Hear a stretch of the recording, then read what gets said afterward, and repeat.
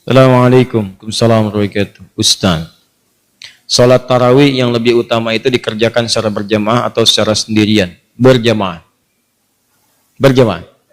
Dalilnya pertama dalil umum, salatul jama'ati afdalu min salatil fardhi bi 27 darajah. Salat berjamaah lebih utama daripada salat sendirian dengan pahala 27 rakaat. Yang kedua, perbuatan Nabi itu sesungguhnya memuliakan salat jamaah. Maka Nabi ke masjid hari pertama orang makin banyak, ke masjid kedua orang tambah banyak, ke masjid ketiga tambah banyak lagi. Karena semakin banyak, besoknya Nabi nggak ke masjid. Subuh-subuh Nabi keluar mengatakan, aku tahu kalian tunggu-tunggu aku tadi malam. Kalau aku melihat kalian banyak beribadah ke masjid, aku khawatirkan ini kemudian dijadikan wajib oleh Allah Subhanahu wa taala. Karena sifat Allah pencemburu. Begitu orang-orang sudah senang dengan ibadah, Allah tidak ingin orang berbelok kepada dunia lagi. Nah, itu di antara sifat kemuliaan Allah Subhanahu wa taala. Maka dari itu kemudian Nabi putuskan selanjutnya di rumah. Alasan ke rumahnya bukan ingin sendirian, tapi untuk menghindari jadi beban untuk umatnya. Maka ulama menyimpulkan dalam kaidah usul fiqih dari kondisi ini, yang pertama menyimpulkan bagus, Umar bin Khattab. Di zaman Umar disimpulkan, oh dilihat nih kenapa orang pada ke masjid masing-masing. Ada yang masing-masing, ada yang jamaah di sini. Umar disatukan. Laki-laki diberikan imam sepulan, perempuan diberikan imam sepulan. Terpisah kemudian jadikan berjamaah, semua menyatu. Dari masanya Umar itulah kekinian sampai sekarang berjamaah. Jadi kalau bisa berjamaah itu diutamakan dibandingkan dengan sendirian. Salat yang disebut dengan qiyam. Sifat Nabi saat qiyam itu tenang, nyaman, berhenti sejenak di setiap 2 rakaat, berhenti, baca doa. Allahumma innaka afuwun tuhibbul afwa fa'fu anni. Allahumma innaka afuwun tuhibbul afwa fa'fu anni. Ya Allah, Engkau mencintai orang-orang minta maaf. Engkau Maha Pemaaf, maka aku mengakui aku banyak salah. Aku minta maaf ya Allah, aku minta ampuni dosa, aku minta. Anda ingat-ingat dosa-dosa Anda, mumpung Ramadan, minta dosa pada ayah, dosa pada ibu, dosa pada tetangga, dosa pada kerabat. Astagfirullah. Mengalir air mata Anda, maka berlaku hadis Al-Bukhari nomor hadis 37. Man qama Ramadhana imanan wa ihtisaban ghufira lahu ma taqaddama min dhanbi. Siapa yang menunaikan qiyam Ramadan kemudian dia lakukan karena Allah, mencari pahala, dia bertobat di sela-selanya. Begitu tobat, jatuh air matanya, diampuni semua dosa-dosanya, gugur semuanya. Maka bacaan Nabi bergetar kepada jiwa. Salatnya tenang, istirahatnya setiap 2 rakaat. Ketenangan yang melahirkan kedamaian dalam jiwa berpengaruh kepada ruh. Maka disebut dengan tarwihah.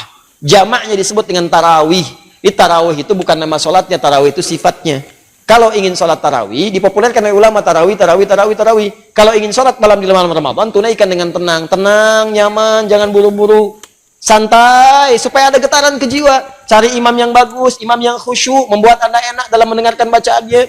Setiap mendengar bacaan ada getaran pada jiwa Anda, sujud lama, tobat, enak. Disebut dengan tarawih. Itu yang dimaksudkan. Di tarawih itu sifatnya. Jadi jangan sampai terjadi Anda sholat 23 rakaat misalnya cuma 10 menit, yang 11 1 jam. Yang 23 10 menit. Allahu Akbar. Paham ya? Ustaz, bagaimana saya menemukan imamnya bagus sekali, bacaannya enak. Cuman suratnya kadang-kadang membuat saya gelisah. Allahu Akbar. Alif Lam Mim. Astagfirullah. Malam pertama, ya kan? Udah gelisah tiba-tiba Allahu Akbar. Cari niatkan niat. Kalau sudah niat, yang berat akan ringan, yang ringan tak akan terasa. Tapi jadi imam pun lihat keadaan makmum. Makanya setiap imam dicontohkan oleh Nabi berbalik, lihat makmumnya. Lalu dikatakan istau i'tadilu sawu sufuf fa inna tasfiyatas sufuf min iqamatis shalah. Ini kalimat-kalimat isyarah. Dalam hadis itu, dalam bahasa fikih terdapat 2 tuntunan. Ada kalimat namanya haqiqah. Kalimat haqiqah itu langsung diucapkan sesuai dengan bahasanya. Jangan dirubah-rubah. Kalau Arab, sudah jangan dirubah. Seperti adzan itu sudah haqiqah, kalimatnya seperti itu. Tauqifi, sudah diberikan langsung. Jadi jangan dirubah-rubah, jangan diterjemahkan. Kalau diterjemahkan perasaan ke hati nggak nyaman, kedengarannya nggak enak. Allahu Akbar. Ke hatinya enak. Ada getaran di jiwa. Bahkan terasa yang di Quran surah 8 ayat ke-2 itu terasa. Al-Anfal ayat 2, innamal mu'minuna alladzina idza dzukirallahu wajilat qulubuhum. Orang-orang beriman itu kalau disebut nama Allah bergetar jiwanya. Begitu dengan suara adzan ada getaran di jiwa. Kalau coba Anda terjemahkan, getaran jiwa itu hilang. Allah Maha Besar, Allah Maha Besar. Betawi loba, Tuan gua gede, Tuan gua gede. Ke Bandung, Allah nu agung, Allah nu agung. Gak ada getaran di jiwa. Sama, bacaan Quran juga begitu. Jadi kalau Anda mampu membaca Quran, baca dengan Qurannya. Terjemahan itu cukup baca dalam hati, lihat. Berusaha untuk baca, pahala banyak. Bahkan nama surat-surat pun dibacakan dalam bacaan Arabnya, walaupun ada terjemahan. Nggak bisa dia dibacakan dalam terjemahannya. Walaupun ada terjemahannya, nggak akan enak Anda. Coba deh antum, akhi, sedang murajaah, nanya sama teman, murajaah surat apa? Sapi. Nggak enak kan tuh. Ente apa? Semut. Murajaah surat apa? Al-Baqarah. Masya Allah. Antum apa? An-Naml. Lain, getaran kejiwaannya beda. Dia lagi ngapain? Murajaah, baca Quran, surat apa? An-Nisa. Tuh. Beda. Baca surat apa sih itu? Surat Mama. Mama. Lain kan?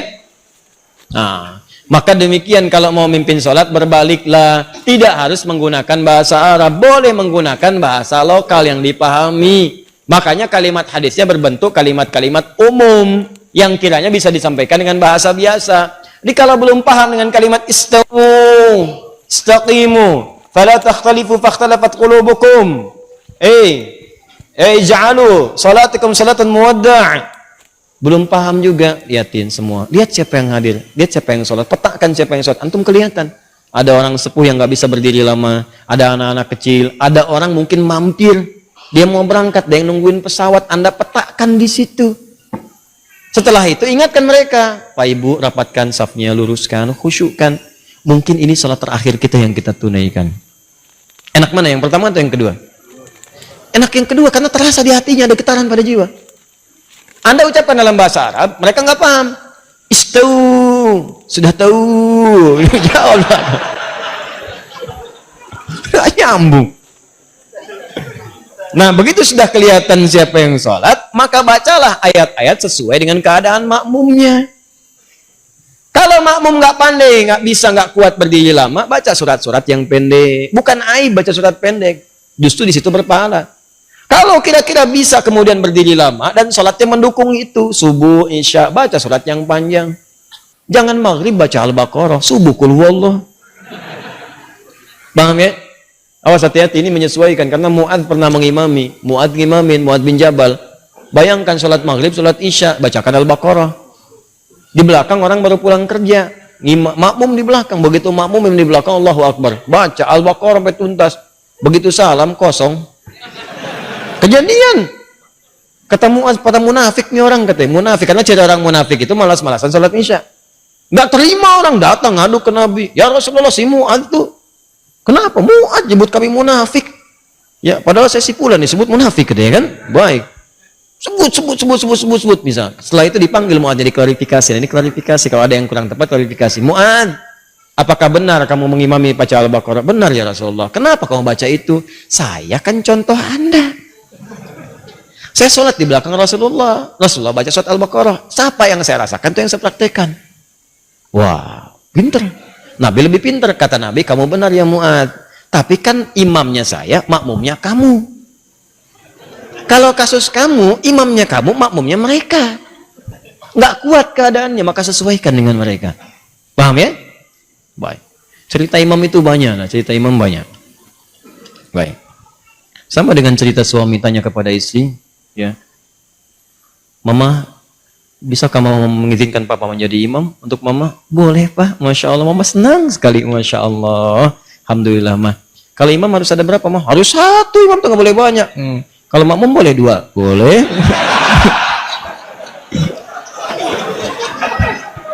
Oh, senang banget sebelah sini tuh. Saya nggak teruskan Bu, saya nggak teruskan. Tenang aja ya Bu, tenang.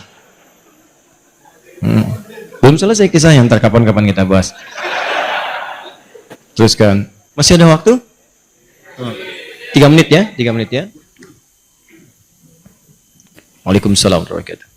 Apakah ketika kita bertobat dengan sungguh-sungguh, benda, tempat, apapun yang pernah kita pakai, kita kunjungi dan bersaksi jika sudah pernah membawa atau digunakan untuk keburukan? Maksudnya, kalau Anda pernah bermaksiat, atau orang lain lah, jangan Anda, kalau seorang pernah berbuat maksiat di satu tempat atau menggunakan satu benda, apakah kalau bertobat benda itu dan tempat itu akan bersaksi lagi di hari kiamat?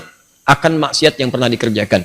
Terkait dengan benda yang akan bersaksi, ada ayatnya. Bahkan tubuh kita juga ada. Di surah Yasin jelas, al-yauma nakhtimu ala afwahim wa tukallimuna aydihim wa tashhadu arjuluhum bima kanu. Baik. Jadi mulut itu dikunci, yang bicara itu tangan bersaksi. Ya, sekarang di dunia aja tangan udah bisa bersaksi. Awas, sidik jari itu kan tangan. Udah bisa bersaksi. Siapa pelakunya? Yang megang gelas, ada sidik jarinya di sini. Kan? Hati-hati.